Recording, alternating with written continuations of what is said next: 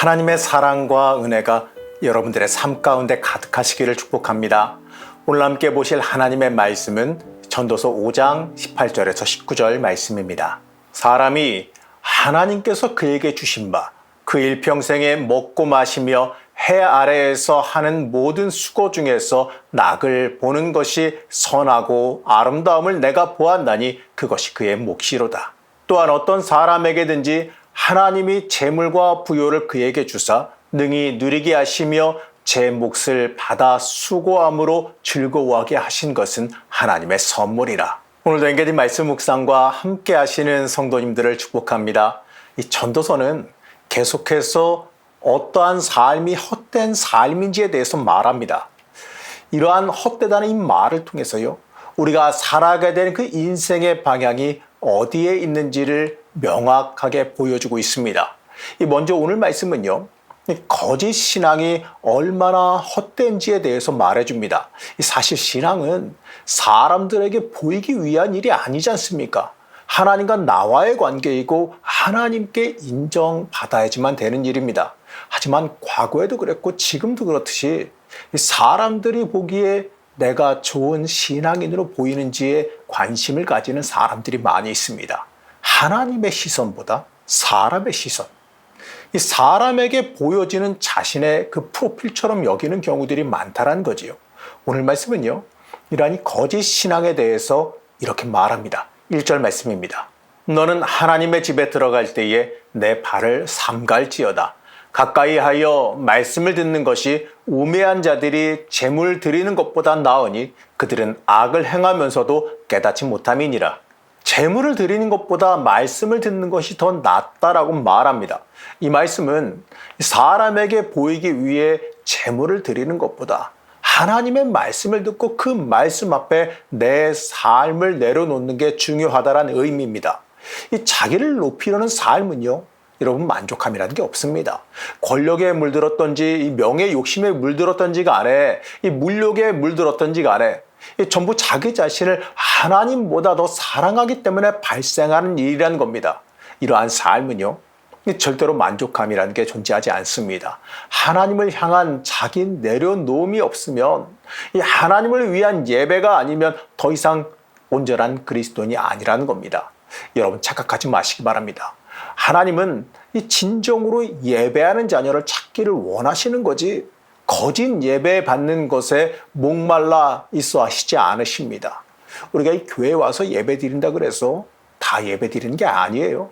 그 예배 드림이 나를 높이거나 나를 꾸미기 위함이라면, 그저 형식뿐인 예배라면 그 예배는 하나님께서 받으시는 예배가 아닙니다.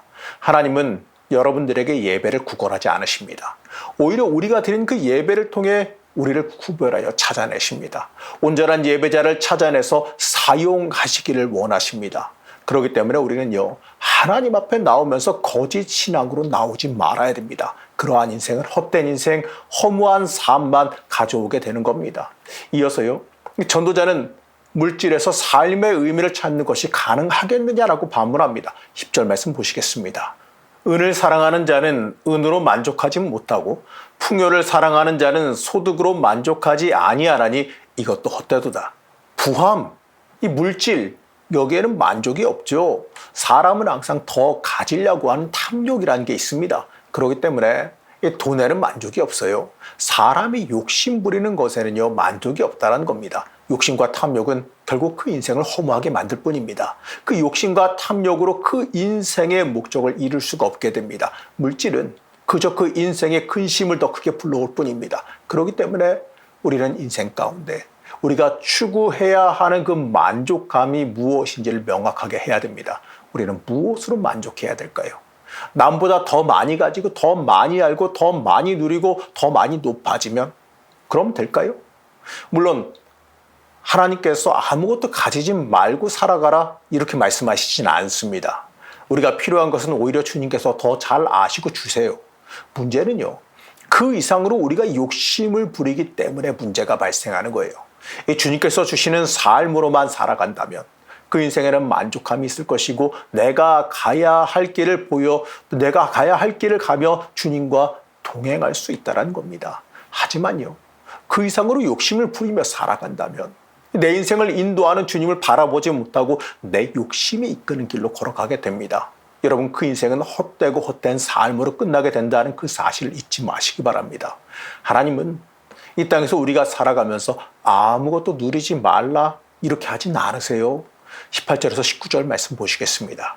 그렇다 우리의 한평생이 짧고 덧없는 것이지만 하나님이 우리에게 허락하신 것이니 세상에서 애쓰고 수고하여 얻은 것으로 먹고 마시고 즐거워하는 것이 마땅한 일이요 좋은 일임을 내가 깨달았다. 이것은 곧 사람이 받은 몫이다. 하나님이 사람에게 부와 재산을 주셔서 누리게 하시며 정해진 몫을 받게 하시며 수고함으로써 즐거워하게 하신 것이니 이 모두가 하나님이 사람에게 주신 선물이다. 전도자는 하나님께서 이 땅에서 우리가 애쓰고 수고한 것으로 즐거워하며 누리고 살게 하신다 이렇게 말합니다. 이 삶을요, 심지어 사람에게 주시는 하나님의 선물이다 이렇게까지 말하지요. 맞습니다.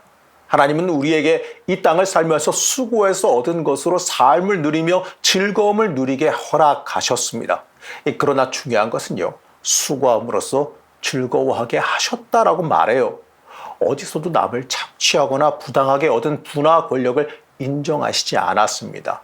이 욕심과 욕망은 이 정당한 수고함을 넘어서게 만들지요. 그 이상의 결과를 원하게 만듭니다. 그 결과 하나님과 멀어지는 삶, 악으로 치닫는 삶이 될 수밖에 없다는 거예요. 그 인생은 결국 폐막으로 향할 수밖에 없다라는 그 사실을 잊지 말아야 됩니다.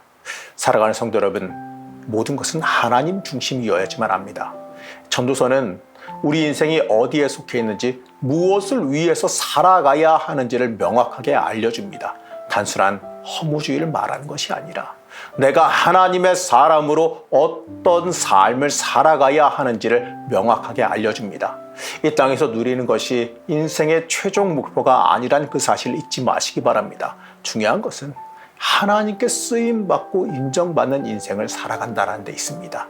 나를 위한 삶이 아니라 하나님을 위한 삶으로 여러분들 돌이키시기 바랍니다. 그러한 삶으로 돌아설 때 하나님께서 붙잡고 사용하시는 놀라운 은혜가 함께할 것입니다. 여러분, 오늘 하루도 하나님의 은혜와 역사가 함께하시기를 간절히 축복합니다. 우리 인생의 목적이 되신 하나님, 우리가 세상 욕망에 속아 욕망을 위해 살아가고 있진 않았는지 돌아보며 회개합니다. 하나님을 위한 삶을 살아가길 우리는 원합니다. 우리를 붙잡아 주셔서 하나님의 사람으로 다시 굳게 일어나 서게 허락하여 주시옵소서. 세상 욕망보다 하나님 붙잡게 하여 주셔서 하나님의 뜻을 묻고 순종하며 살게 하여 주시옵소서. 하나님께 쓰임받기를 소망하며 예수님의 이름으로 간절히 기도드렸습니다. 아멘.